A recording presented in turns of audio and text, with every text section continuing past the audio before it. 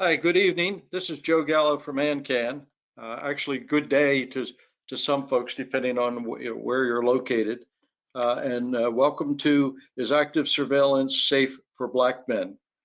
On your screen, you will see the description, our welcome screen, which will identify the fact that all of the opinions and information that's being presented is not to be perceived as medical treatment or medical recommendation. So definitely see your own doctor. Take the ideas that you get from this session and use that to follow up. I'd like to give you a couple quick administrative points before we get kicked off. Everyone would please keep your webcams and your systems muted, so that way there's not a lot of distraction when the presenters are on. This is being recorded, as you heard. If you have questions, you can start to enter those questions at any time into the question box, which is on the control panel, usually on the right-hand side of your screen. Those questions will then be presented to each of the speakers after they've completed their presentations.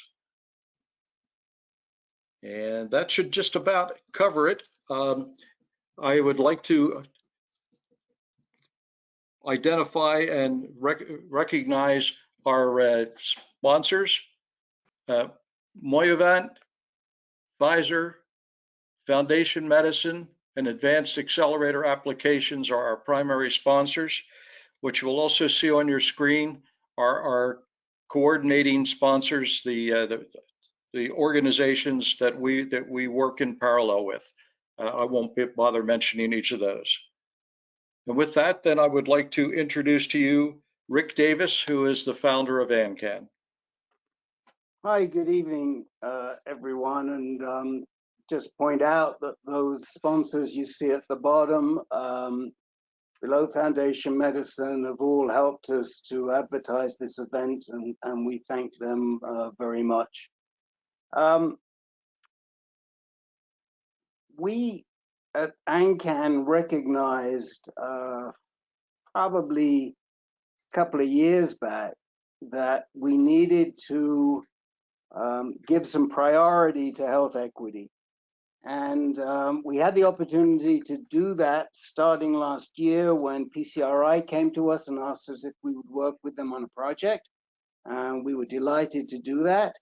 And we had an even greater opportunity more recently when we started a group for renal medullary carcinoma, which is a rare type of kidney carcinoma, and 70% of those who are diagnosed with it have sickle cell trait. And that has also pulled us in first really into working on health equity issues, and we are delighted to continue that tonight with this webinar. I think you'll find it very interesting. We've got some great speakers for you, and I will turn this over to your presenter tonight and the chair of our board, Peter Kafka, who is our point person for health equity at Ancan. Thank you, Rick. Greetings, everyone. Right, I've been the board chairperson or president for a number of years. I'm also a moderator of two of our prostate groups. One, for years, I've moderated the low and intermediate group, and I also partake in moderating and participating in our advanced group, which meets weekly and has for years. And it's quite a tribe these days. Sometimes the other day I moderated a group and we had 50 participants, 49 men and 1 woman on the call, and it was quite a juggling act, making sure everybody who needed to speak and needed a voice could be heard. So this evening we've got an important subject to address, and I'm anxious to dive right into this. I want to mention at the beginning right now that We did have a last-minute change in the program.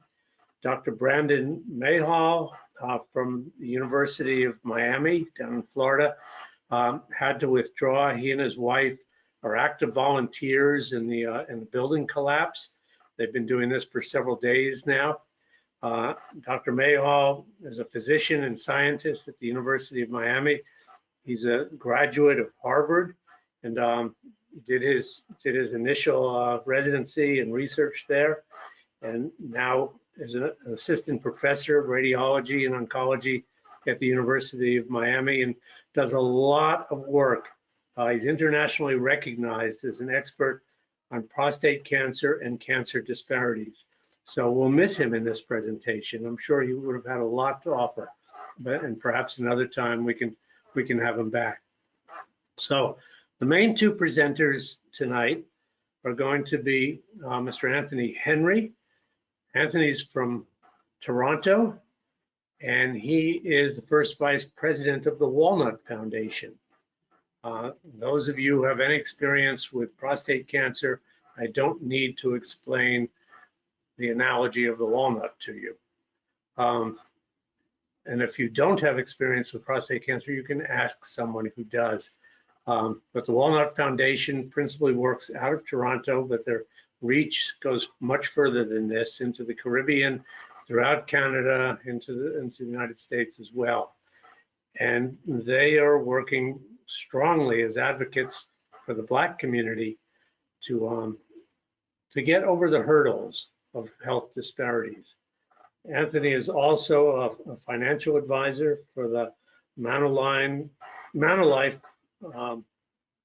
securities company, and we're just proud to have Anthony with us. He speaks from experience, and he's got a lot to offer. And also Dr. Willie Underwood. Dr. Underwood is director of the Buffalo, New York Center for Health Equity.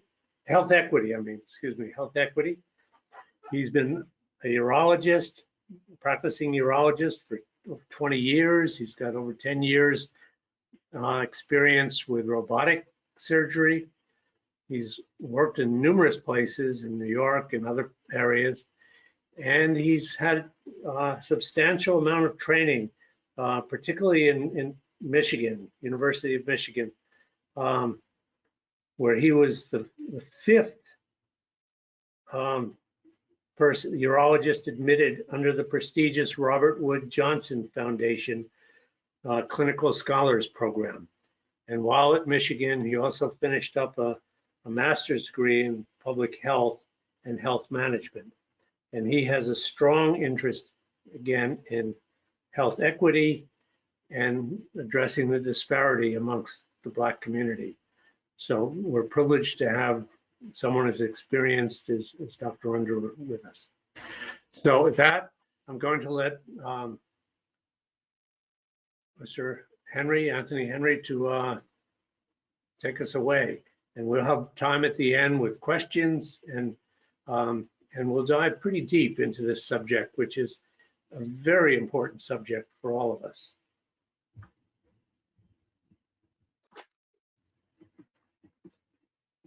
Thank you, Peter.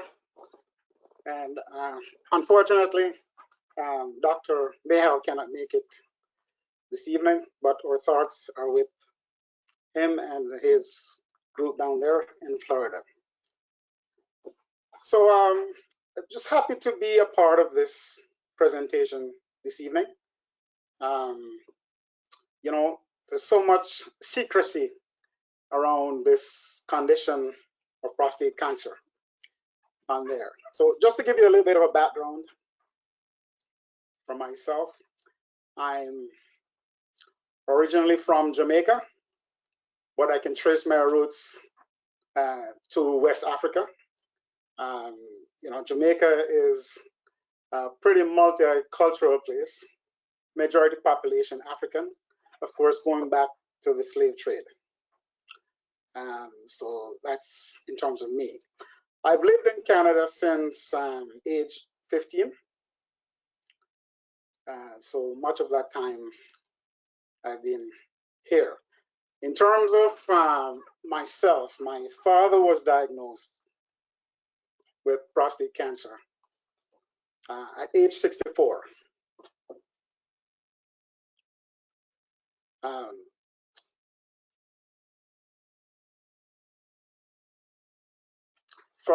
My father had he had a family doctor, and he lives in Canada in a place where there's universal health care. So there was no issue of not having access to health care. On top of that, I would say my father was a compliant patient who saw his doctor regularly, and yet he was diagnosed at a late stage. How is this possible? Part of the reason for that is I think his MD did not believe in the PSA as a tool of assessment. In fact, when I spoke to him, I can recall him saying, PSA means nothing. I have a lot of men running around with high PSAs. Obviously, probably ignoring the fact that my father is of African descent. My dad never had a biopsy until the 11th hour. The MD felt that his PSA was the PSA test was too expensive at $15 at that time. Of course, I didn't know that when I was speaking to him. And I only found out after what the cost was. Long and the short of it is Dad passed away at age 68. And the rest of us, well, we learned our lessons from that. The trust factor in our family, I have to say, with respect to medical professionals, is low, especially after that experience. So my brother and I, after what happened, started doing regular monitoring, which involved PSA testing, digital exams. For myself, I started my PSAs at age 40. And to this day, I still have all those numbers in a file, and I keep track of them on an annual basis. My brother was subsequently diagnosed at age 57, and he had surgery. And then for myself, I was diagnosed at age 54. An uncle of mine on my father's side, my father's younger brother, he was also diagnosed. We found out subsequently. Actually, we didn't know about him. And when I called to tell him about me, he kind of just brushed it off and says, "Oh, I took care of that already." Not thinking that probably if his brother had prostate cancer, and then he did, he should probably give his nephews a call to say, "Hey, guys, go get yourselves checked." So the secrecy issue is a huge issue in the community. And organizations like the Walnut Foundation were designed to educate and to end this whole cycle of secrecy.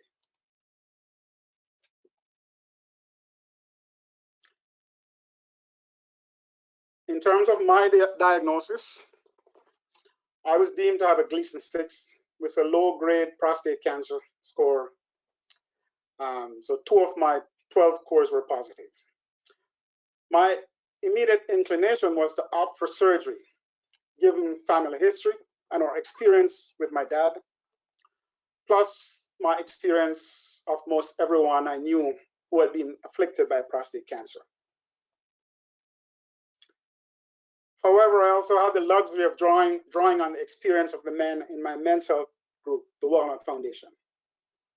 Most had opted for proactive treatment, meaning surgery, brachy, radiation, etc.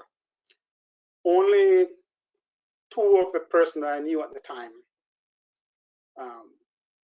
actually only 1 person at the time had was on active surveillance. So I sort of faced a quandary when I was diagnosed, and with everything, because the inclination was to do surgery, but then my medical advisors suggested, given your situation, we don't recommend surgery necessarily. We think you can wait and see. So anyways, all I know is at that time, so there was a bit of a blur in terms of, what I was dealing with. There was a lot of buzzing. If you can imagine, talk about HIFU and the cost, the Canadian medical system doesn't cover that. Luckily for us, though, in Canada, a treatment is covered by our universal healthcare system. Of course, there was the priors. Some people suggested herbal remedies. Everybody wanted me to see their surgeon because he was the best. We're talking about nerve sparing. Some people said, you don't need your prostate, get rid of it. Another person said, you're not your dad. His cancer, his cancer. Your cancer is yours.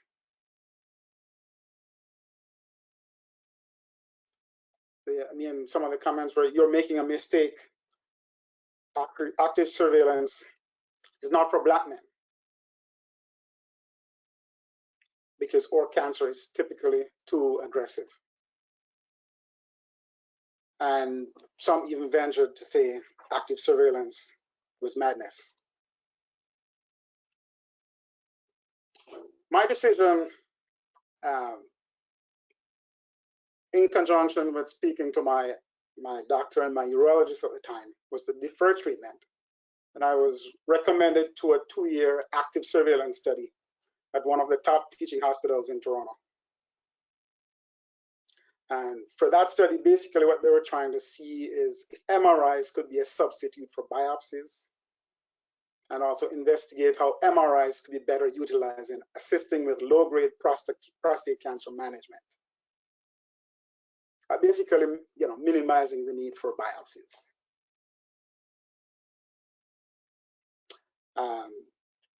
This study also involved more frequent PSA and digital exams. Biopsies were necessary, depending on my numbers. MRI-guided biopsies, as well as regular updates with neurological oncologists. So even though I wasn't gonna do something actively at the time, it's not like I was just sitting there doing nothing. I was a part of this study. And that study lasted for 2 years. And in that period, my PSA went up sometimes, but went down some other times, and just kind of fluctuated on there. At the end of the study, the recommendation was to continue on active surveillance because my scans and my overall situation was about the same. Currently, I'm still on active surveillance, now 6 years and counting. And that involves regular monitoring every 6 months, PSA, digital exams, as well as an appointment with my specialist. These forums are a constant source of sharing information, learning. I've learned a lot over the period. Acting as a peer navigator through a program at Princess Margaret Hospital, and also volunteering with the Walnut Foundation. So that's kind of where I'm at right now, and it's 6 years later. My thoughts on active surveillance. Active surveillance is still seen to be on the fringe of prostate cancer management, at least from the perspective of my community. The numbers would seem to indicate, though, that there are more and more doctors that are recommending active surveillance as an option for low-stage prostate cancer management. However, in my community, I think it's still seen as being a part of the French. For example, less than 5 people in our organization is on active surveillance. Very few in my community seem to be on active surveillance, or if they are, they don't talk about it. Some questions. We're told prostate cancer is very aggressive in Black men. Is this true? Is it that we present too late in the process and so we are deemed at higher risk? Another question is, who gets referred to active surveillance? Is there differential access to active surveillance based on race, based on economics or social status? Is it even a consideration for most Black men? Are they aware that this might be an option for the short term, for the medium term, and possibly even for the long term, depending on their disease progression? That's my take on the topic at hand. And I'll turn it over now to Dr. Underwood to continue.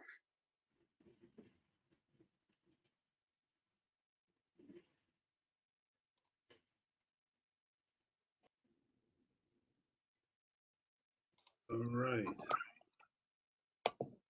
Thank you very much. And Anthony, that was a great presentation. I think I sort of.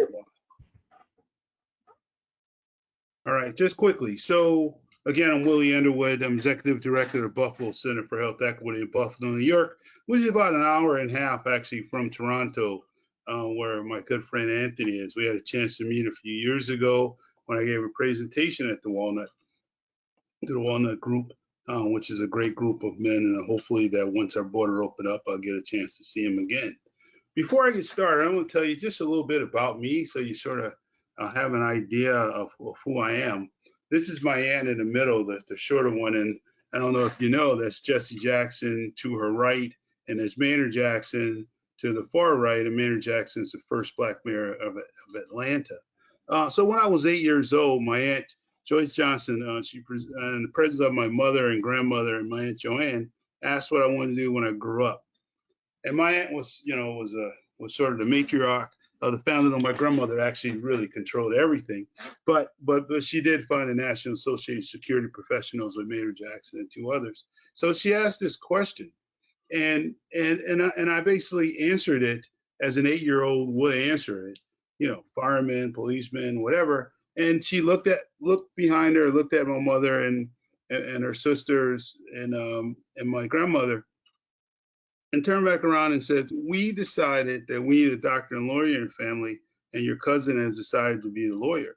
So that's actually how I became a doctor.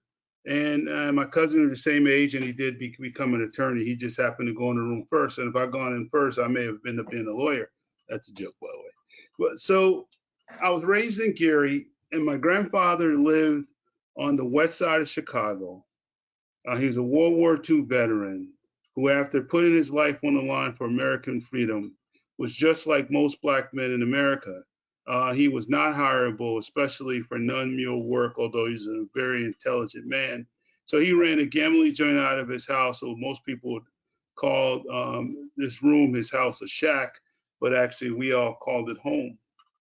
So when I went to visit him, I actually had to sit in the room with the gamblers, and they drank, they smoked, had to interact with the guests, and I basically hated it. I loved him, but I hated going there because they smoked, they drank, they used profanity, and many of them, and some of them, it didn't have foams, or some of them smelled of alcohol or cigarettes or other things. So when I was 12 years old, I told my mother I didn't want to go visit him anymore.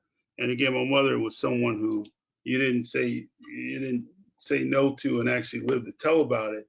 But in this case, she actually didn't say anything. She left, and I went out and played. And when I came home, my grandfather was in our basement, and that was the only time he ever came to visit us.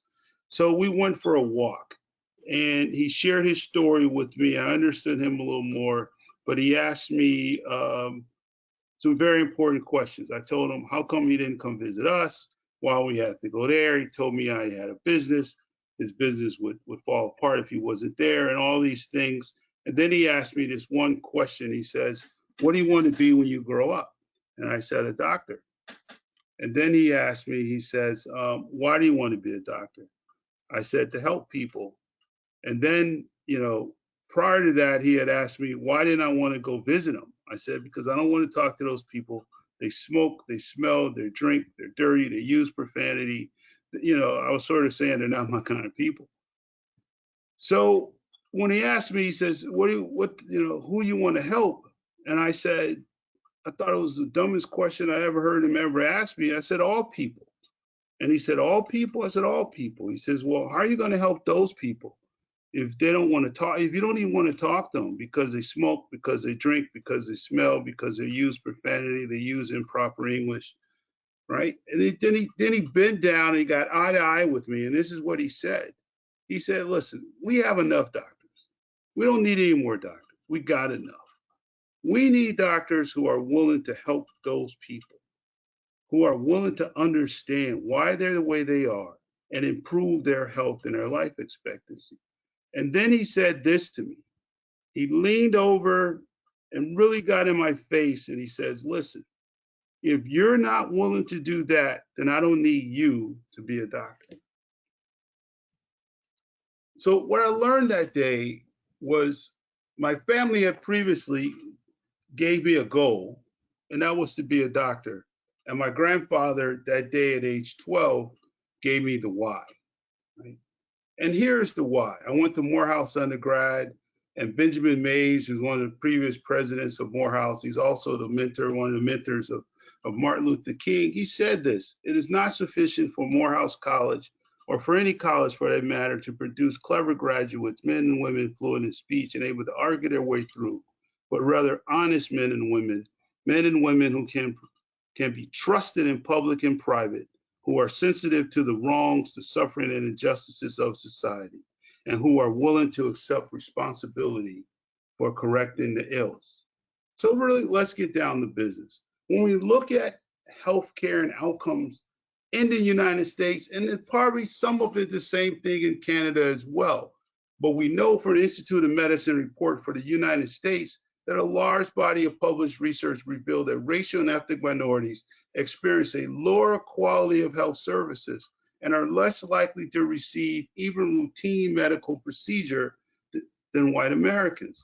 And Martin Luther King points over Morehouse College in his statue in front of King's Chapel. He challenges the students with this statement that are truly written in stone. Justice is indivisible, and injustice anywhere is a threat to justice everywhere. So when we look at cancer outcomes in America, it is truly an injustice. Look at this. As we look at males on this side and you see blacks and whites, you see that black men are more likely to get cancer and more likely to die from it. That's all cancers across the board. Looking at the cancer stats from 2020, we know that prostate cancer is the most common non-cutaneous cancers in men in the United States, with 21%, and it's the second highest cause of cancer deaths. Flips back and forth between colorectal cancers for men.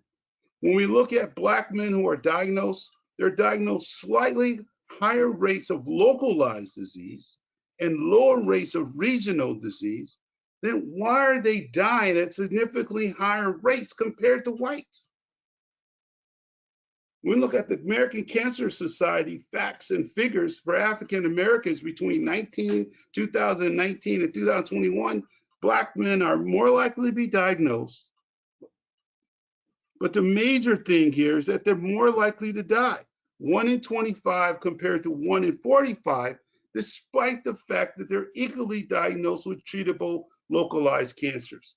So really, what's going on here? And I got into this work back when I was a Roberts Wood Johnson clinical scholar, and we published some of the first work to show this, that we looked at the SEER data that over 142,000 men diagnosed between 92 and 99. Primary racial groups, white, Hispanic, and blacks. We looked at who received definitive treatment, and definitive treatment was defined as radical prostatectomy, external beam radiation, brachytherapy, or combination therapy. And then we couldn't tell who got energy deprivation therapy, so it was expected management or energy deprivation therapy if you didn't receive one of the above treatments or you received energy deprivation therapy alone. Men were broken down based upon their Gleason scores, their sums, they were, right? We know that Black men were less likely to be married, slightly higher, 2% of Hispanics and Black men have poor differentiated cancers, all right? Now, when you look at who received treatment compared to white men with moderate grade cancers, Black men with high grade cancers were half as likely to receive definitive treatment, and odds of 0.7% is likely, 70% is likely to receive treatment if compared to their white counterparts with moderate grade cancers. And that's adjusting for age, marital status, grade, and seer site, because we did race grade interaction there. I didn't stop there. We continued to follow these trends over into the 21st century. And basically what you see is this, is that Black men continue to be less likely to receive definitive treatment, right? When diagnosed with, no matter which grade group that they were in, from 2002 to 2002, 2003 to 2006 as well. And especially if you had a high grade cancer. Okay, right? So then we looked at this, followed up all the way up from 2004 to 2011 data, looking at SEER data. We looked at over 300,000 men in this cohort of men, right? And we basically saw the same thing. Now we're able to separate out men better. Gleason 6 and less, right? Less than Gleason 6, Gleason 6, Gleason 7, Gleason 8 to 10, okay? And this is what we're able to see, that among all Gleason scores, Black men were less likely to receive treatment compared to their white counterparts. And here's the interesting thing. Men with Gleason scores of 7 or higher were less likely to receive definitive treatment compared to a white guy with a Gleason score of less than 6, a cancer that will never kill him. But if you got a cancer that will kill you if you're Black and is localized, you were significantly less likely to get treatment. Looking at the MECO risk scores, among each risk group, you see the same thing. Black men are less likely to receive definitive treatment. And again, these are men with localized cancers. Okay. When we looked at other researchers, when we looked at the interaction between race and prostate cancer treatment, to look at those who did not receive treatment, but who would have benefited from treatment if they received it. And this was a very interesting study. Actually, a friend of mine sent this to me today, which I was able to incorporate this in. Jenny Cook, if you're on, thank you very much. They used the VA cooperative data to perform a retrospective study of the veterans diagnosed with intermediate grade prostate cancer between 11 and 17, okay? They had over 35,000 men. They created a groups who had low, moderate to high curative treatment benefit. That means that was based upon their 10-year life expectancy and their prostate cancer characteristics. And here's the main thing you look at. Among men who had a high, Blacks compared to whites, who would have high benefit of receiving treatment, Black men were less likely to receive treatment. All right. So these guys who should have gotten treatment didn't. When you looked at among those who did not receive treatment, who would be considered to be getting active surveillance, as we would call it, this group looked at men, they looked at over 2,000, almost 3,000 men who were followed, didn't receive treatment. And this is basically what they found, okay? That men who were considered to be on active surveillance, and active surveillance is exactly that. And this is what Brother Henry described is a surveillance protocol. They're being followed, they're being monitored. And if something changes, then they can be discussed with through shared decision-making and then receive treatment. Not that you don't get treated and then you don't follow up and we don't know what happens to you. That's just watch and wait, seeing what's going on. But this is what they found out, that among men who so-called were on active surveillance, Black men were more likely to not be on active surveillance, but to truly be on what we call watch and wait. That means they weren't being monitored, they weren't being followed, they weren't receiving biopsies, they weren't on a protocol, they were just out there hanging in the wind, which lead, from my opinion, puts them in a situation that their cancer progresses on and they could die from it. Their conclusion is that among men not treated with low-risk prostate cancer, Caucasian men were placed on active surveillance more frequently than African-American men, who often by default to de facto to watchful waiting after initial period of active surveillance. This discrepancy raises questions about factors of influencing active surveillance or watchful waiting, and also lack of consistency regarding the efficacy of active surveillance strategies when it comes to race. All right. So and there was a slide missing here. I thought I dumped it in, not really sure what happened here. Let me see. Actually, this slide, here it is. I dumped it in the wrong place. So when they looked at men who were diagnosed with low-grade prostate cancer, very low-risk prostate cancer, who would be considered for active surveillance, though some of those men opted to receive surgery anyway instead of going on active surveillance. So they looked at those men, looked at their disease, and they found that Black men were more likely to have a higher risk prostate cancer than expected by the biopsy or by the physical exam, right? So 25% of the Black men with low risk disease, prostate cancer, experienced upgrade in this study compared to 14% of whites. Okay. So I'll go back. So let's put this together. Black men are more likely to die from prostate cancer. Black men are equally as likely to be diagnosed with localized prostate cancer. Black men are less likely to receive definitive or what we call curative treatment among every risk group when diagnosed with localized prostate cancer. Among men not receiving treatment, Black men were less likely to be on a true active surveillance protocol. And also, when we diagnose men with low risk cancers, Black men are more likely to be not appropriately staged when they're so-called very low risk prostate cancer, and 1 out of 4 actually have a high risk prostate cancer. So if they're on active surveillance and not being monitored appropriately, then we must look at this in a way that's very differently than we look at it with white men from my perspective. So we must conclude that until the above health inequities are eliminated, active surveillance for Black men must be looked at with skepticism, and a major concern for Black men's lives must be considered. Thank you. Thank you both. Very powerful presentations. I'd like to start off with just the acknowledgement that we do have a problem. We have a problem in this country, probably worldwide. We have a problem. That there definitely is a health equity problem, and it isn't really adequately addressed. And I think we can put our heads together and not necessarily come up with solutions, but maybe look at some ways to make a path forward. I mean, one of the things that I thought of is, we're all prostate cancer.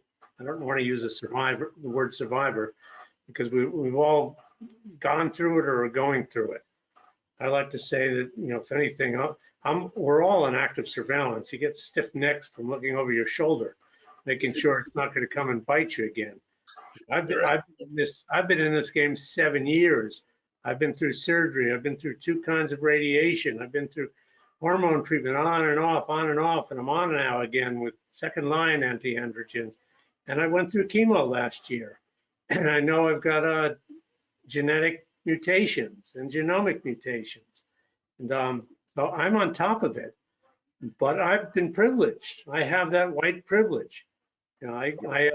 Somehow I knew living in Hawaii that I wasn't going to get good care there, and I got on a plane and headed to California and got the best care I could find. And that isn't always available to all men, but particularly to the Black community. and how do we get this across? So there's a number of things that came to my mind. One that that I thought of is Willie, you mentioned that most Black men are single. They might have girlfriends or something, but they're not necessarily married. And I don't know if that's what the statistics are with the white community or not, but it's often the case that a woman will push you to see a doctor. Guys can bury things. I did.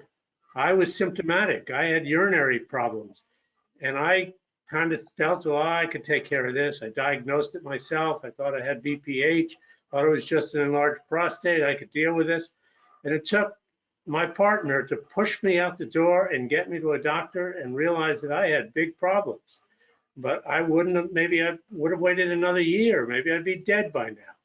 So that might be a factor, that maybe there aren't enough women in the Black man's life to push them.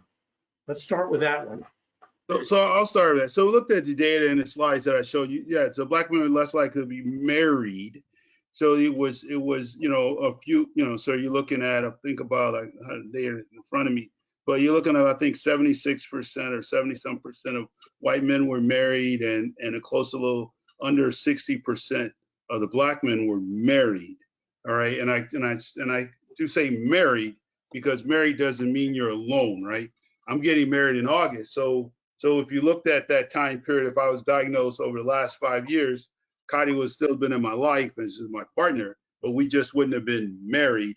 So I would have come in as divorced or unmarried, right? So that's something to think about. But however, what you're saying, the premise of what you're saying is probably, it's somewhat right? It is that often we meet with men and they have someone else with them and they have a significant other. That significant other can add some insights to the process, right? Which is extremely important. I mean, even on things, I gotta tell you, so 2012, I was diagnosed with prostate cancer. I received surgery, and my PSA has been undetectable. But I gotta tell you, I'm probably one of the worst patients. My doc, he knows me. He'll call me up and say, "Hey man, I kind of haven't seen you in a while." Like you mind at least getting a PSA and having it sent to me. He'll call me several times before I do anything. But when Kadi says, "Hey, dude, it's time," right? It's time. I mean, right? It's time. Right? I'm like, oh, yeah, because I know the next time she brings that up, I better have had said, I made an appointment. Oh, by the way, I got a PSA. This is what it is. It's fine. I forgot to tell you about it. I better say something, right? Because this is not going to end well. I mean, though she's not going to beat me up or anything like that. But that pressure is actually there. So you're absolutely right. But at the same time, the pressure can also come from our friends.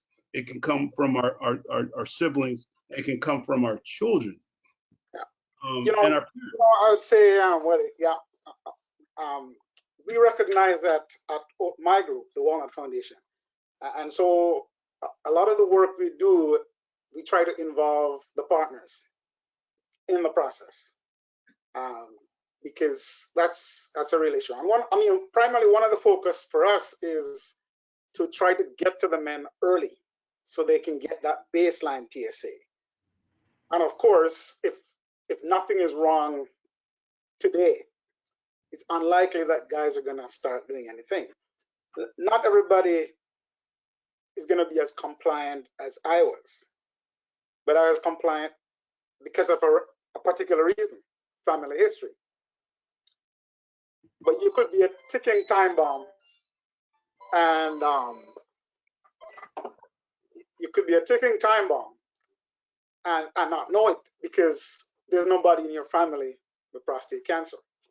So so that's why it's important to involve the partners in the whole dialogue, in the whole process. Can I say, I want to add that. So Anthony, we're sort of talking on the edges of a very important point, and that's shared decision making, right? No matter what you decide, you have to have knowledge.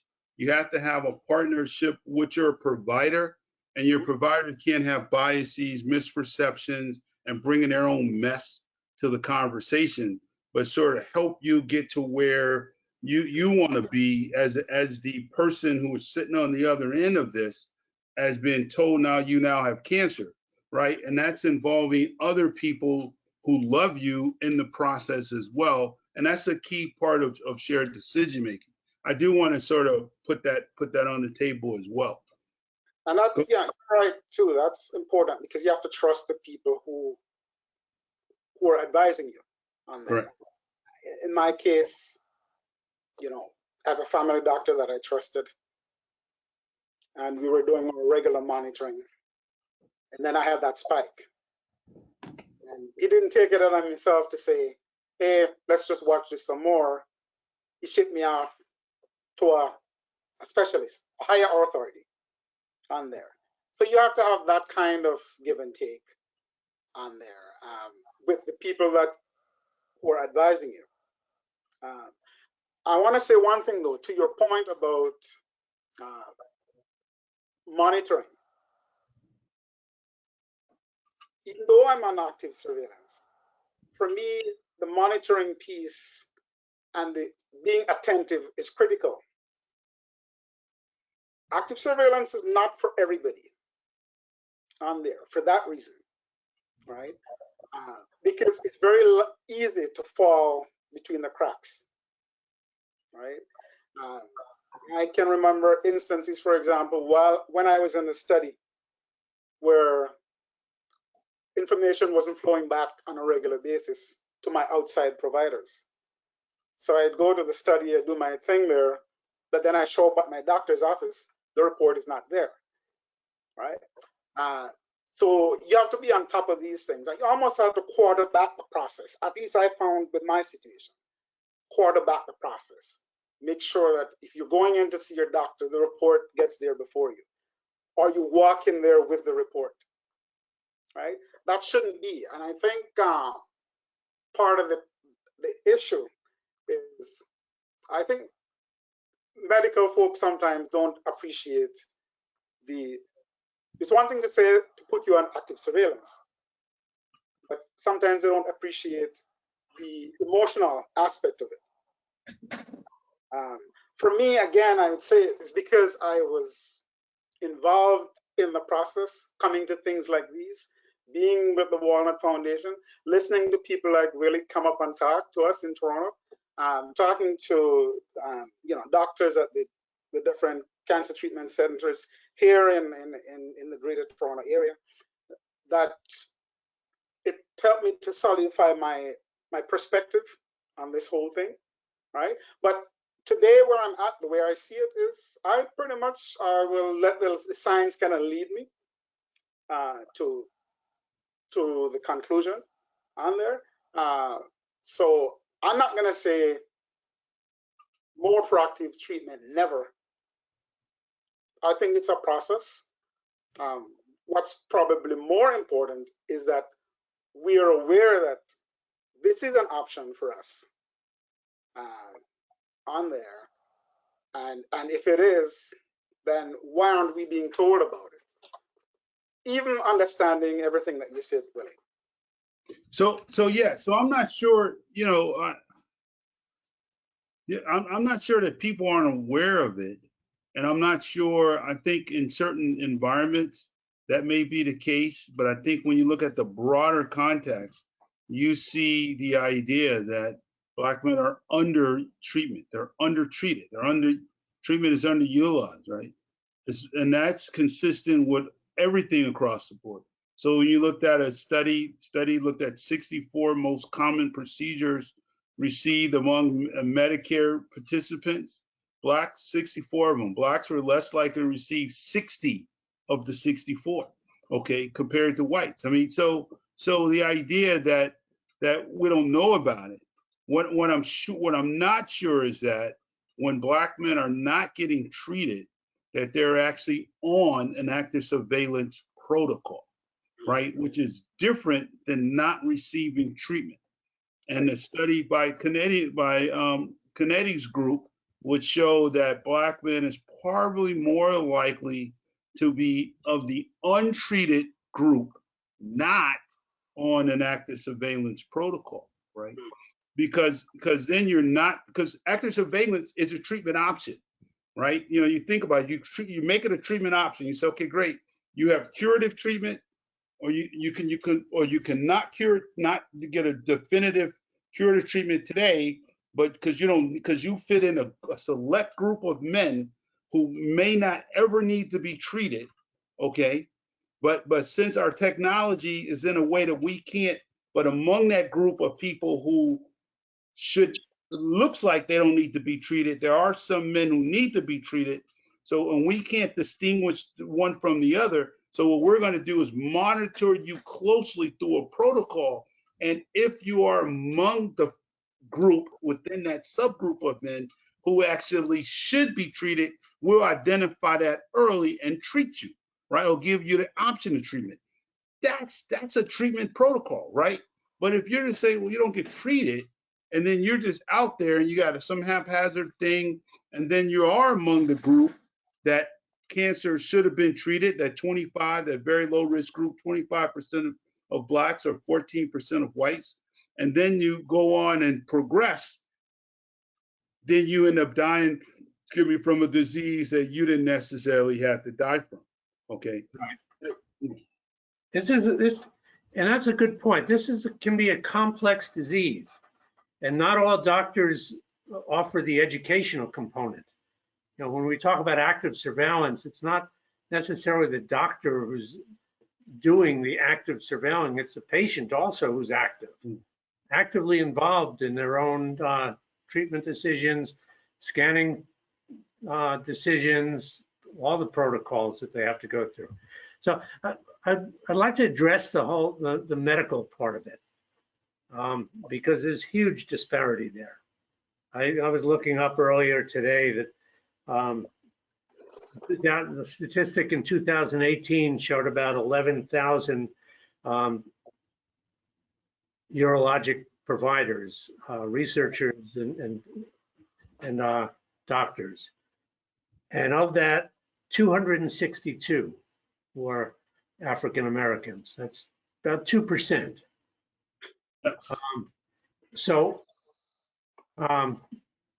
When a black man has, senses something is askew or wants to pursue this, they're probably going to end up with a white urologist. And they're probably going to wait online or get an appointment 3 months down the road because urologists are slammed. Their backs against the wall. They can't keep up with the thing, and that's why they kind of shuffle people through the door. Whether you're white or black, you've got to, make a lot of noise to get their attention. But what's your experience, Anthony? What's your experience in Toronto? Are there many black urologists? And what's the comfort level of going to a white doctor with this disease, which has some embarrassing factors in it? I mean, I've lived here a long time, since I was age 15. I'm 60 now, so having been here this long, I don't really have an issue that way. The problem, though, might be that sometimes providers might not be sensitive enough to our situation or particular situation, right? And it would certainly be good to have more people that look like me providing advice, or walking you through this stages, or understand your, the cultural dynamic on there. So I think that's a real issue. I think there's only one that I know of in the GTA area. So that's, that should say something. Yeah, and you're talking about a few million people too, right? Let's just give it a context, right? We're talking about a couple million people. So, really. Yeah, one black urologist. I mean, so we have, it varies because I can't remember if someone's still in this area, but so between here and New York City, there are 6 black urologists between Buffalo, which is on the west side of New York, and then on the east side of New York is the city. And then the New York City is the largest city in the state. Buffalo is the second largest. So between here and there, we have 5, 6 black urologists, and that's including Watertown. And then we probably have another 7, I believe, in New York City. So that's so for the whole state. Look what we got, right? Let's say we're going to say 8 in New York City. So we're talking about 14 black urologists in the entire state of New York. That's shameful, okay? It's shameful for the state. It's shameful for these academic centers. It's shameful for these cities, right? When we know that we need them. So what's the problem? Well, the problem is multifactorial. And I'm going to tell you, it ain't us, okay? I'm sick and tired of people blaming us for a problem that was created from the conception of this country that continues to go on, right? Let us in, get out the way, stop messing with our heads when we're in elementary school, and let us become the people that we can become so we can contribute to the United States, and stop blaming us for your madness, right? Because America is mad, sick, all right? Right? So I'm sick of it. All right. So, so that's the bottom line. You can find doctors from all over the world. And we asked them, let's look at Buffalo. We got 2 black urologists in Buffalo. You got urologists here from all over the world. Right. But you can get none. You can't produce any from Buffalo. Are you crazy? What's wrong with you? Okay. I'm going to get off my soapbox, but that's sort of the bottom line. All right. So, yes. Shared experience improves patients' outcomes, okay? Having a racially diverse healthcare group of providers will improve outcomes across this country, not only improve health outcomes, but will reduce cost of healthcare in this country, okay? And guess what? We'll improve productivity in this country. All of that's been studied. It's been well known. We know what's wrong. We just do not have the will to fix it. We don't want to be honest and open about who we are, what we are, where we are, and how we got here, and what do we need to get out of it? How do we need to get out of it, right? We're not honest, right? So the rest of this is silliness. But until then, people die. And guess what? White people die too because of it. Yeah. White people die too. So enough is enough. And as my mother would say, too much stinks. Thank you for raising the question. Sorry, I jumped on the soapbox there for a minute. Okay. It needs to be. We all need to be on the soapbox. Well said. If you look at the amount of money that's spent on research, and in the prostate cancer world, enormous changes in the last 5 years in all aspects of prostate cancer, which means a lot of money has been spent on research. But if you weigh that against the amount of money put into medical education to try to address this disparity, I suspect that it's way out of balance. The research, Create and an atmosphere where the research in Canada is a problem as well, because up to last year we applied for research funding to better understand our particular situation here, and we were turned down for that, right? And the excuse was, well, you can go to US data, you can go to British data because they have black people there, right? You imagine that, right? And this is supposed to be a world-class healthcare system. Oh my goodness. So we have a real problem. The system here is universal healthcare. One of the issues, one of the concerns is because there's access for, let's say, early intervention, for example, are the numbers different here from, let's say, the US or even the southern US? We don't know that. There's no data for that. And that's something we're pushing for here. And well, I mean, it's a real problem, and it seems to be a problem everywhere Black people are. Correct. And that is because as a health services researcher in the United States, and when I first started out in Robert Johnson Clinical Scholar, the question that was always asked was like, what about Canada? What about Canada? What about Canada? Right? Because the answer was, well, it's because Black men don't have insurance. It's because of insurance, because of this, because of that. They would say, what do you know about Canada? So having data, right, Ontario data, right, data from all the different provinces, right, would be huge, right, regarding a global understanding of what we're seeing in outcomes, right? A global understanding. So it's just so if you take the way England with their health services research core, their interest is there. Remember, out of England came the whole social determinants of health stuff. But Michael Marmot, looking at that in the 70s, came. So this is because these are global things. We could begin to work together. You say, oh, no, we got a health system here. Let's look at what we have here. Here's the different populations. So some of the questions that we are asking and we can't answer here, you may be able to answer there, right? And then we can begin to tease these things out and get to some real solutions to a global problem, right? That's the way it used to be, right? That's how, in the way it used to be when people worked together across the globe. Now, what we said in history, that only the Romans did it, only the Greeks did it. That's actually not true. There was so much interactions across the world, even when we didn't have internet, we didn't have any of the things. They had to do it on ships. And if you wrote someone a letter, it took you 5 months before they got it. But however, we were able to advance science and technology that way. Are there other places where active surveillance is pushed further for the Black community? Does it happen in London? Does it happen in the Caribbean? Anthony, what's been your experience? Is this a phenomenon right now that we're pioneering in North America?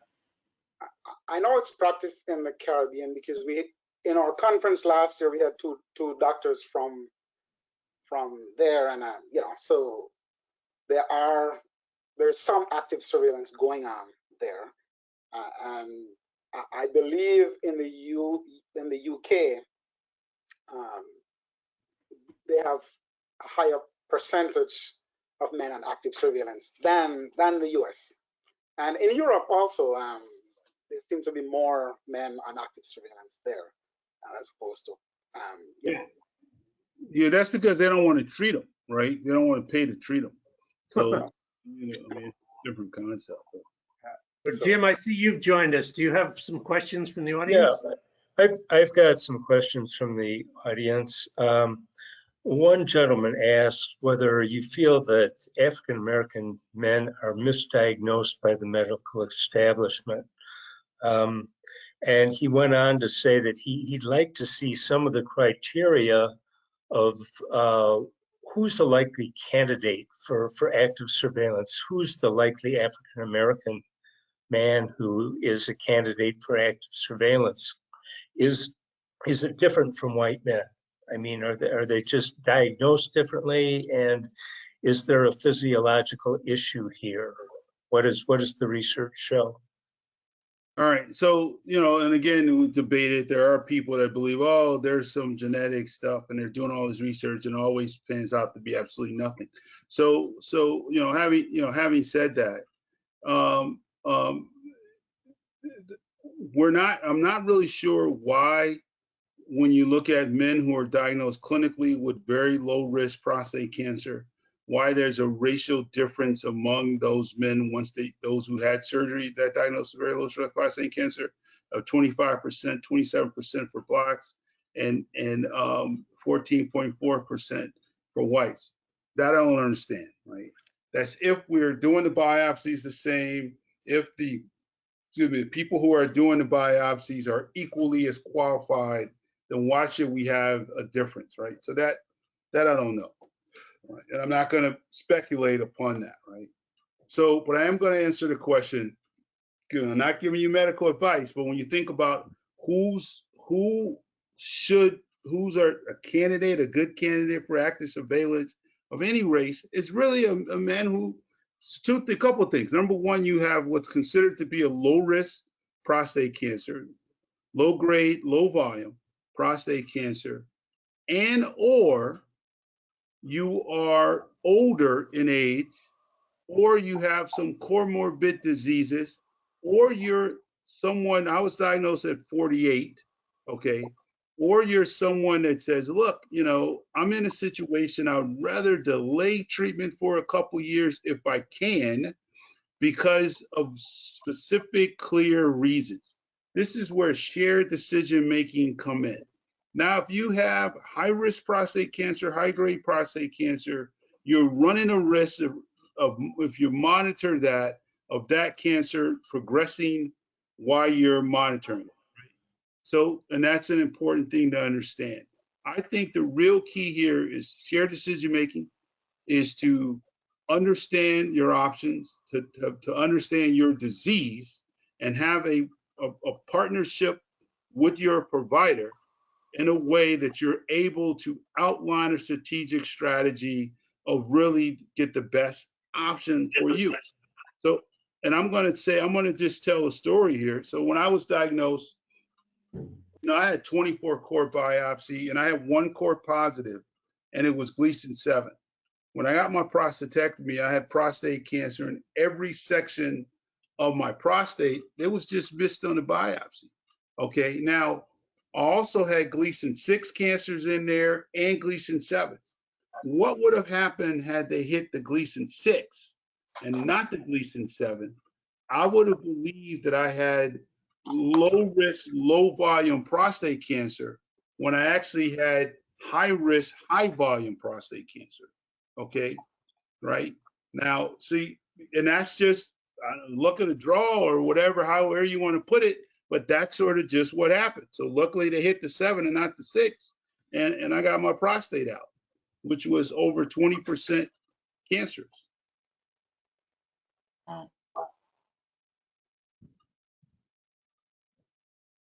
Jim, anything else? Yeah, there are a number of questions here. One gentleman questions whether the lapsing of active surveillance into watchful waiting, to what extent is that the man's fault, not disposed to be compliant, or a system bias? And, you know, Anthony, you spoke a little bit of, I'm sorry, Dr. Willie, you spoke a little bit about how your doctor followed up with you and as somewhat of a non-compliant patient. So maybe you can address this gentleman's question. Yeah, active surveillance is bad for a guy like me. That I know. You know, because I'm falling off. You know, if I didn't fall off a ladder and break my neck or something, I'm not going to see you. Sorry, I don't like doctors that way. All right, so we don't actually know, right?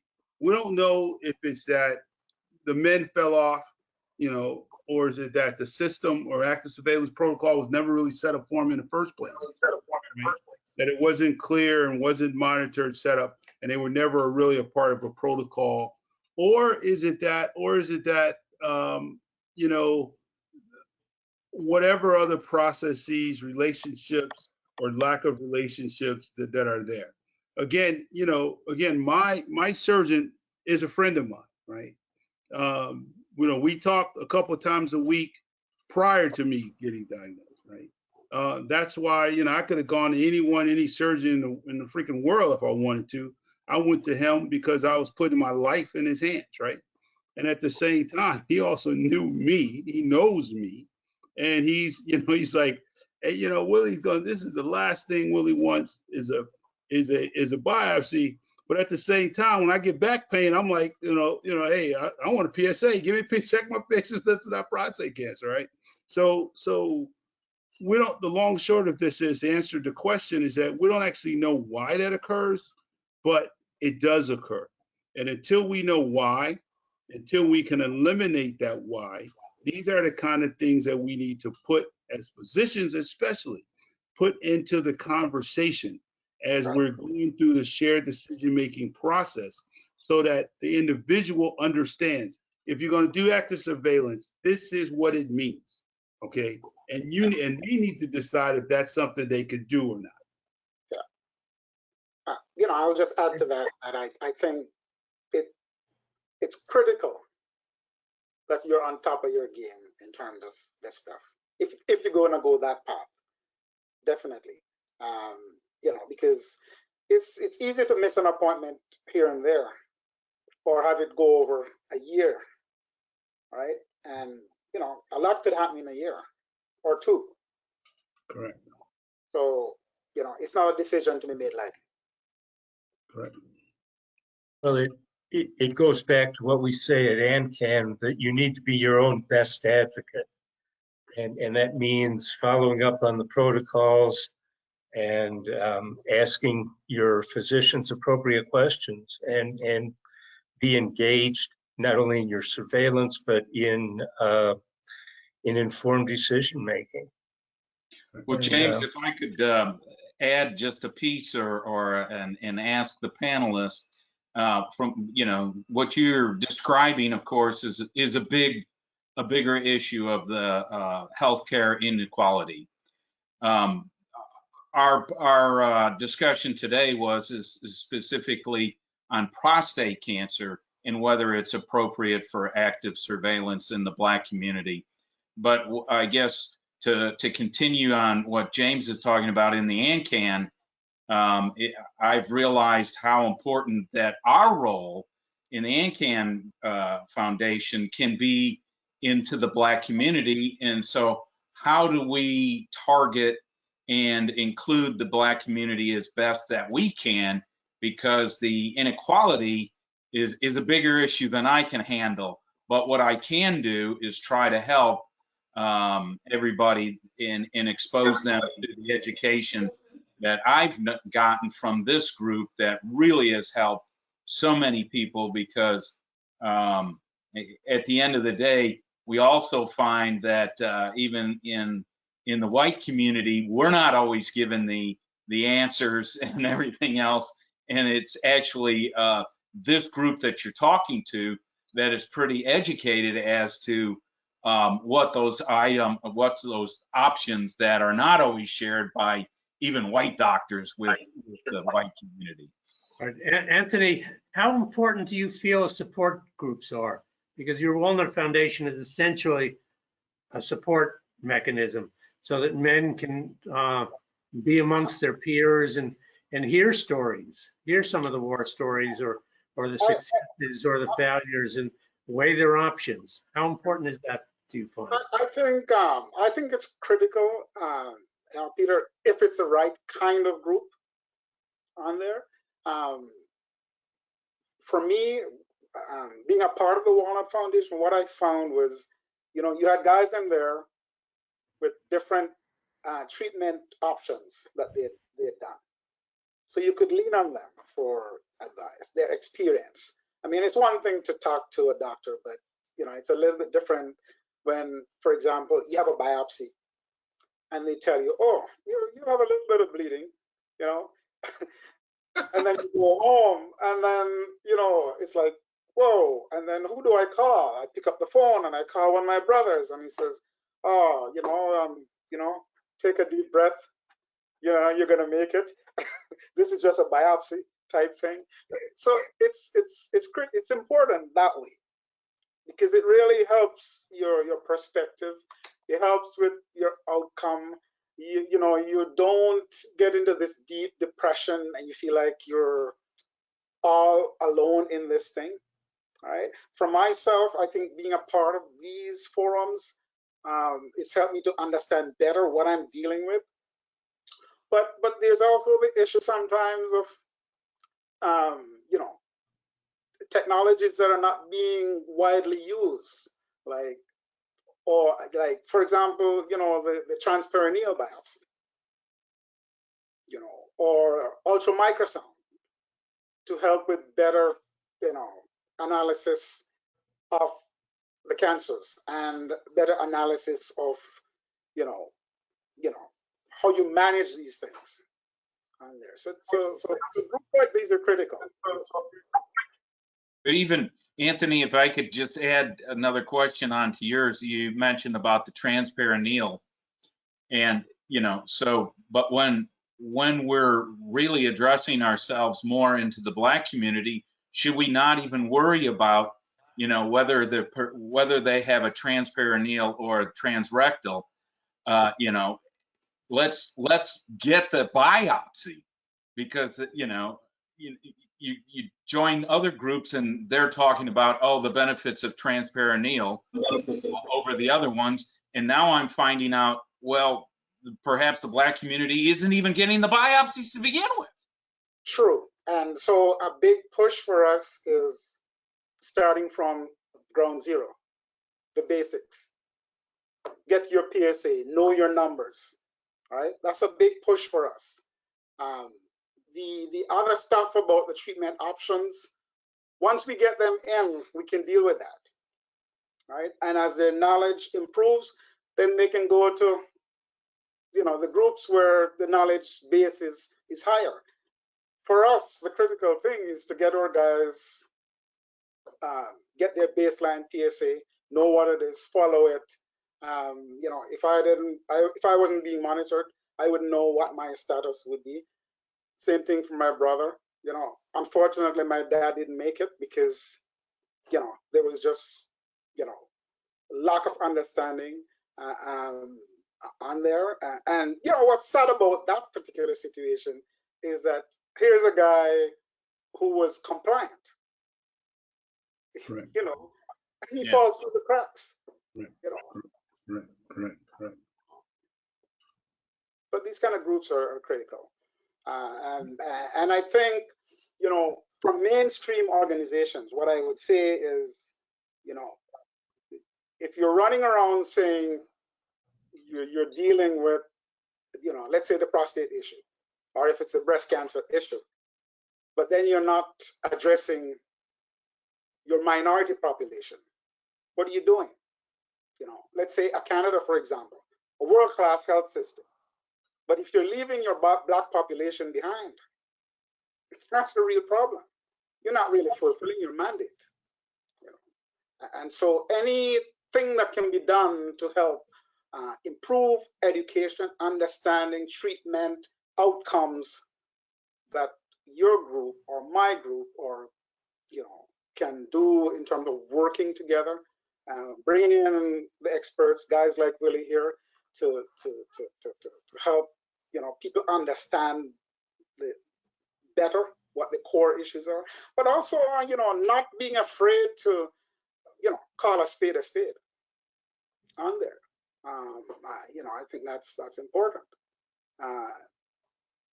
A lot of times, if we're not involved in the dialogue, then we don't understand the issues fully. And so, again, this is another role that groups like this and ours can play in terms of improving, deepening understanding on there. And because at the end of the day, we want better outcomes for everybody. Right. So let me say, I think support groups are extremely important, right? But there's some caveats to that. So support groups should be agnostic of the hospitals or facilities that are around them. They should be agnostic to treatment. Right. And they should be pro surviving the disease. Okay, that's what we're here for, right? And whatever that means. Some of that is hand-holding through the process, just to say, it's going to be okay, right? I know, when my PSA jumped from 1 to 2, and my daughter is now 13, was an infant, and I went in there and I picked her up out of her crib and I was holding her and I was on the floor crying. I'm a grown man, urologist, right? Ex-football player, all this stuff. I'm crying to the point that she started patting me on my back. It's gonna be like, she couldn't speak, but she was like, it's gonna be okay, Daddy. Like, dude, what's wrong with you? And I'm bullhorn, I'm crying because I had already had, not only, I had prostate cancer in my mind, but I was dying from prostate cancer in my mind, right? And then years later, when I did get diagnosed, I was on the corner talking to my buddy on the phone, talking about how I'm gonna die. I'm not gonna get Social Security. I'm not gonna see her graduate from high school, graduate from college. All these sort of horrible things are gonna happen to me. And I remember being pissed off that I wasn't gonna get my Social Security money or get a chance to benefit from Medicare. And I'm putting on it all my money and being taxed to death for it, right? I mean, but none of that just looked like that, right? So, but I had people around me to help me through it. So again, you got to be agnostic of the treatment. We just give information, we support, right? Agnostic of the hospitals and the doctors. I've been to places where, like the one, locally and other places where they just, oh, you don't go there? I mean, you got to go to that place. That's the greatest place ever. No. Hey, we're here to help you get to the place where you're trying to get to, right? We've all gone through this. By the way, if your significant other needs someone to talk to, we have significant others who have all gone through this too. You can ask us questions that you don't feel comfortable asking your doctor. We can give you questions to show you how to talk to your provider to get the questions that your questions answered that you need answered. And if you're not getting those answers, then you say, well, maybe, hey, maybe you want to talk to someone else, right? But that's agnostic. Hey, you may think I'm the greatest doctor in the world, but if a patient of mine came to your support group and was like, hey, I'm really not getting the questions my answer. Underwood is really not answering my questions. I'd hope you would say, why don't you go talk to him? Why don't you say this to him? And then if I still didn't answer their questions, I want you to say, hey, maybe you want to talk to somebody else, right? Because again, I signed up to this because I wrote on my application to medical school, I want to help people. And if I'm not the best person to help you, then I need you to see someone else. That's how I can help you. Send you someone else who can help you, right? I mean, that's part of being a good doctor. So yes, support groups are important to the point that I started one when I was a resident, brought some men together. I noticed, we didn't have, Black professional men didn't have anyone to talk to. And I called a bunch of guys who I'd met and said, hey, is it okay if I give them your phone number? And I couldn't give their numbers to the patients, their numbers to the patient's information to them, but I could give them their information and say, hey, he said it was okay if you can call him if you want someone to talk to, right? And if you give me permission, I'll call him and let you know that you're calling. If not, just call him and say, hey, man, Underwood gave me your number. They'll take it from there, right? These are things, and now groups are becoming more formalized and stuff like that. And that's extremely important. Yeah, I would agree. Anthony, just out of curiosity, when you were describing and telling your story, you mentioned that your father died of prostate cancer. Your brother, your older brother had prostate cancer, has prostate cancer. Your uncle has prostate cancer that you found out. Has your doctor offered you genetic testing or genomic testing? Yeah, so through, because of my affiliation with the teaching hospital, I had some done through there. Yeah, so some was done. Right. This field is changing so fast. Right. A lot of doctors aren't up to speed with this, and that's one of the advantages of support groups is that you can garner information from people that have gone through some of this stuff and learn what questions to ask your doctor. Get some advice that way. Correct. And I'm going to tell you, Anthony, when I listened to that story, I said, wait a minute, did I actually tell my nephews that I had prostate cancer? To a point that I'm now questioning if I ever did that. And I'm going to send them a text and say, hey, just in case I never told you, you guys are now, because they were younger, right? And now they're reaching the age. I'm like, hey, I need you to know, dude, here's the deal. Your uncle had prostate cancer. He got diagnosed at 48. So at 40, you need to be on the game, right? And I don't know if I've done that, but I'm going to do it now. There we go. So we learned something tonight. Right. Well, and Willie, just so you know, in our group, when somebody says they're going to do something like that, we often say, hey, you got to come back next week and report on it. and tell us what they said. Yeah, exactly. I've got what I think is a really good question here from the audience, and I'd just like to read it verbatim. I think it's probably addressed more to Dr. Underwood. And the question goes, are we concluding that aggressive prostate cancer or cultural aversion to compliance is not the critical factor, that Black men should avoid active surveillance because there's a systemic bias against being successfully treated? Repeat the question. I'm not sure if I understand what. Okay, are we concluding that aggressive prostate cancer or cultural aversion to compliance is not the critical factor, period?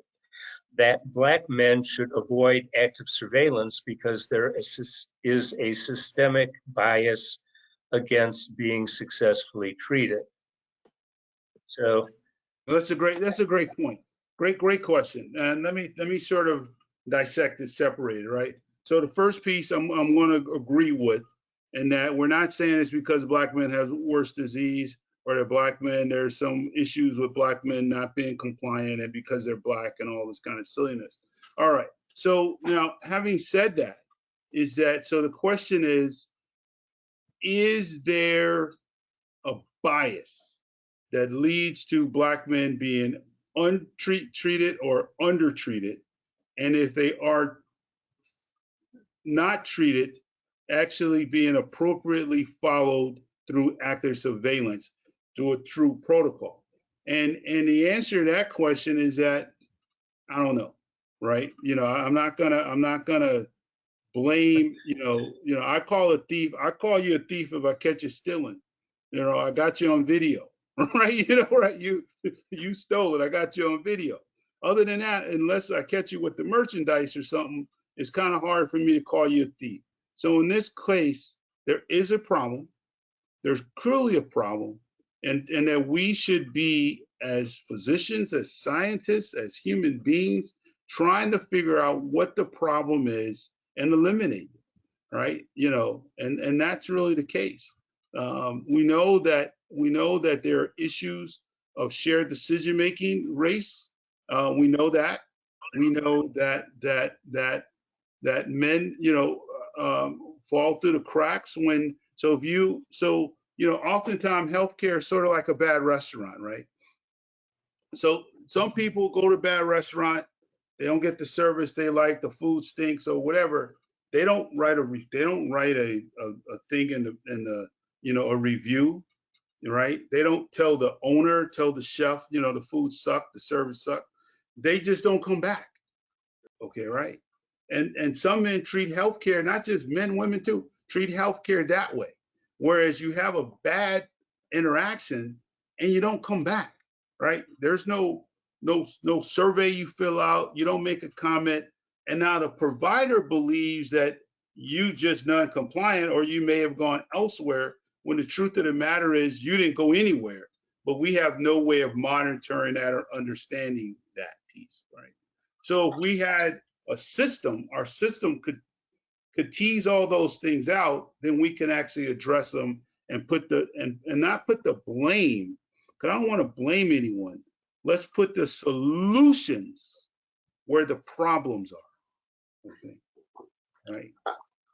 I would add to that by saying also that if, from the patient perspective, if you're gonna go on this train that I'm on, you also have to understand those issues, right? Because you have to factor that in terms of how you're gonna maneuver this thing. Because it would seem to be like there's biases when you look at the outcomes on there.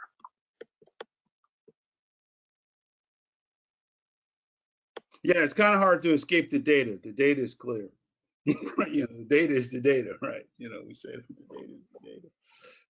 It's sort of like they said, I didn't steal it. They said, why you got your fingerprints here? Well,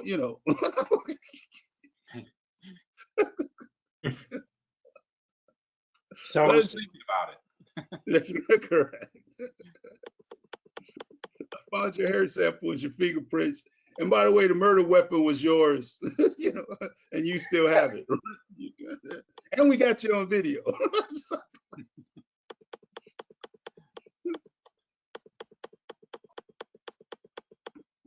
So I'm going to be a little bit bold here. We're getting close to the end here, but I just want to throw this out because it's, I mean, we're living in a different time now. Things have changed. I myself, I live in Hawaii, but right now I'm in Minneapolis. And my partner and I flew in because we were just down at Mayo today. She's going to have a hip replacement next week because we didn't want to do it in Hawaii. But the day we arrived here, the first thing we did was drive over to George Floyd Square. And, things have turned upside down.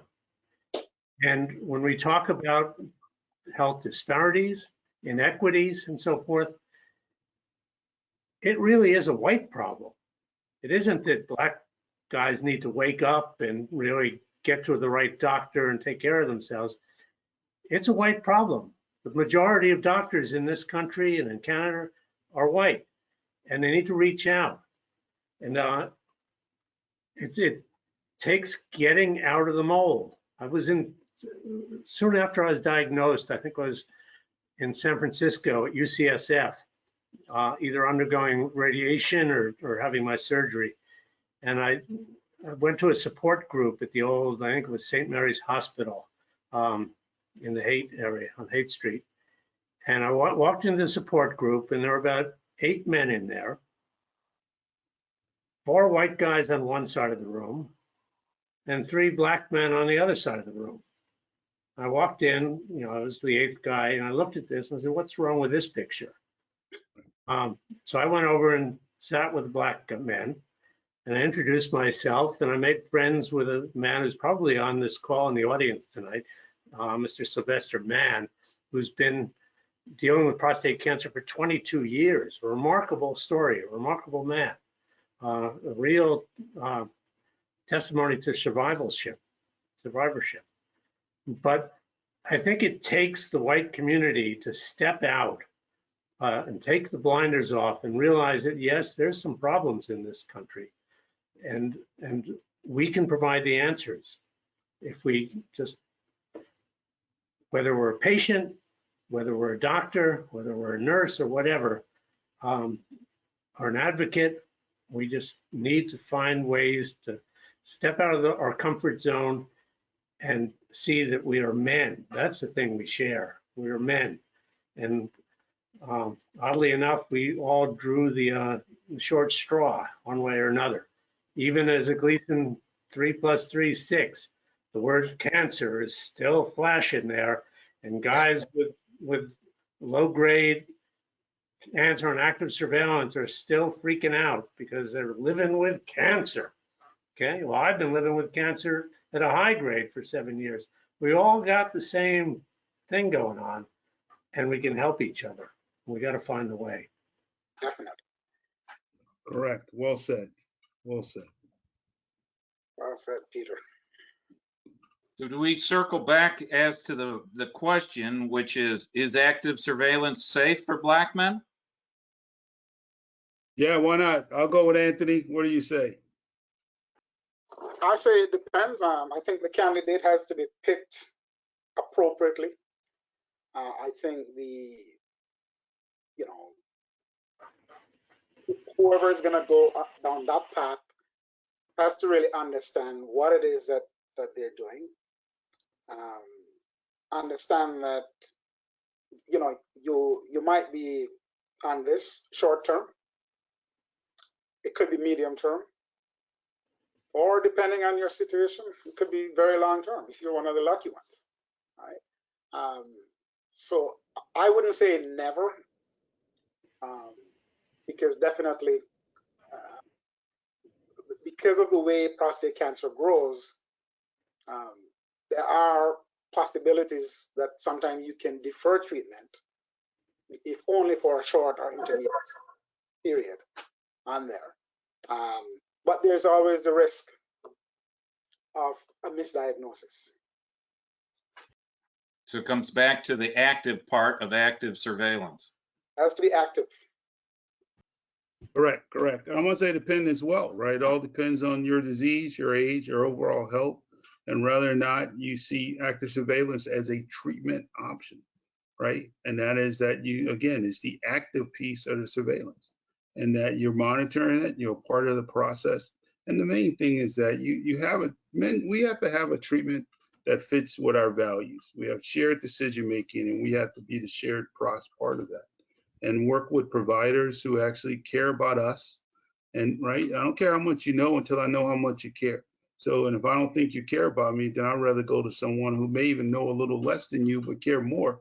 And they're going to step up and do the things that work with me, so that I can get the treatment that I deserve, right? And going back to what Peter said, this is all our problem, because injustice anywhere is a threat to justice everywhere. If we have a system that doesn't work for some, it doesn't work for all. Well said. Well, this has been a dynamic evening. I wish Dr. Mayhall had joined us. I'm sure he had a lot to offer in this regard. But you guys are, Willie, Anthony, you guys are tremendous, and I hope I get to meet you and work with you someday in a face-to-face situation. I'm sure Once this COVID thing ends. that they will come. Looking forward to So But before you go, I do want to say, well, I know we're all thinking the same thing. Mayhall is there working on our behalf, but we want to send our love and our support to the people, to the families that's been impacted by the collapse of a building in Miami, which is, as someone said, that doesn't happen in the United States. And hopefully they get to the bottom of why it happened. And if there's people who are still alive, that they're found and saved. great. Yeah, tragedy strikes on many levels.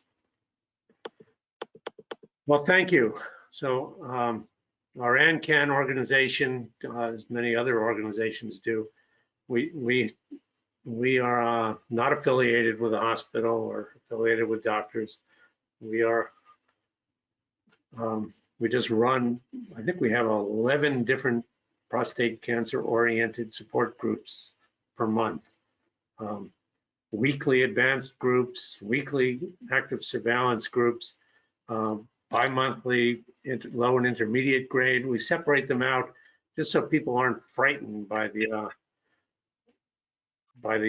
treatment modalities. If you're on active surveillance, the last thing you want to do is hear someone's horror stories about coming through chemo. So you don't want to know that might be in your future, because it probably isn't. So that's why we separate the groups out.